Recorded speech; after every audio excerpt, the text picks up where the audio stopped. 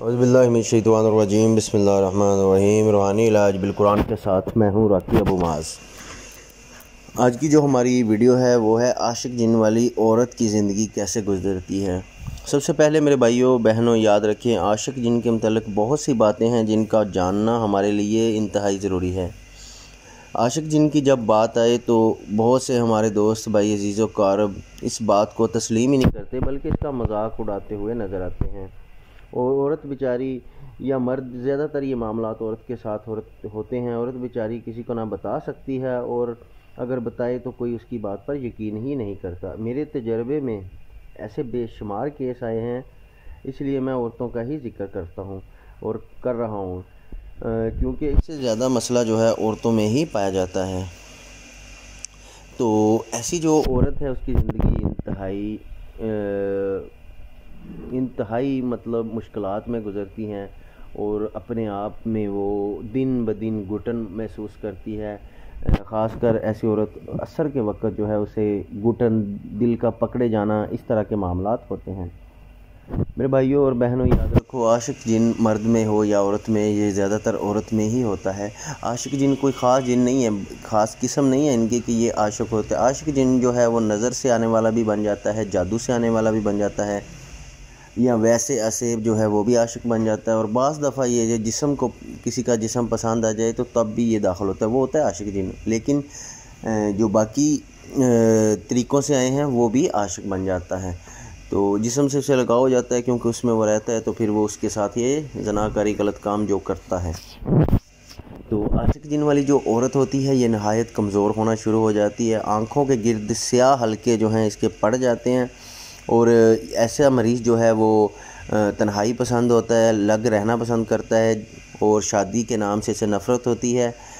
خاص کر جب اس پہ وہ غلبہ ہو اس کا، تو وہ اس وقت تو سخت نفرت ہوتی ہے۔ عام روٹین میں اس کا دل بھی کرتا ہے شادی کرنے کو، اور ایسی مریض یا مریضہ بدصورت نظر آتی ہے، مطلب اس کا جسم بگڑ جاتا ہے، پیٹ نکل جاتا ہے، عجیب سی چہرے پہ سائیاں، جھریاں وغیرہ، اس طرح بے شمار علامات ہیں، مطلب کہ جتنا وہ بدصورت بنا سکتا ہے بناتا ہے، اور اپنا مقصد وہ جو ہے وہ پورا کرتا ہے۔ اور یہ بھی یاد رکھیں، ایسا مریض یا مریضہ وہ اس کے ساتھ رہ کے شروع میں تو اس کو تنگی ہوتی ہے، بعد میں اس کے ساتھ رہ کے ہی وہ خوش رہتی ہیں، اور ایسے مریض علاج بھی نہیں کروا پاتے۔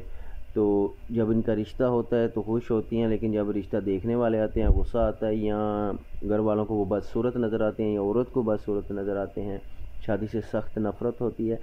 ایسی جو عورت ہے، یہ اس کا احتیاطی تدابیر بھی بتاؤں گا۔ خاص کر یہ اکیلی اپنے کمرے میں نہ سوئے، سونے کے وقت یہ باوضو ہو کے سوئے، سونے کے اذکار کرے، صبح شام کے اذکار کرے، اور ایک کلمہ بتا رہا ہوں وہ لازمی پڑھائے، لا الہ الا اللہ وحدہ لا شریک لہ لہ الملک ولہ الحمد وہو علی کل شیء قدیر، 100 مرتبہ صبح اور 100 مرتبہ شام۔ یہ تو صبح شام کے اذکار میں بھی ہے، اس کے علاوہ دن میں جتنی مرضی پڑھے اس کے لیے فائدہ مند ہے۔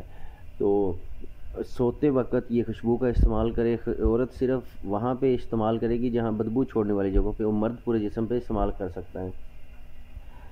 اکیلے ہرگز نہ سوئے، سوتے وقت باوضو ہو کے سوئے، اور واش روم جائے خاص کر تو واش روم آنے اور جانے کی دعا کا اہتمام کرے، جتنا ہو پرہیزگاری میں رہے۔ ایام خاص جو ہوتے ہیں ان میں بھی اذکار جو ہے وہ آپ نہیں چھوڑ سکتے، نمازوں کی آپ کو رخصت ہے، اذکار وہ آپ کریں، یہ پڑھائی جو ہے وہ آپ کریں۔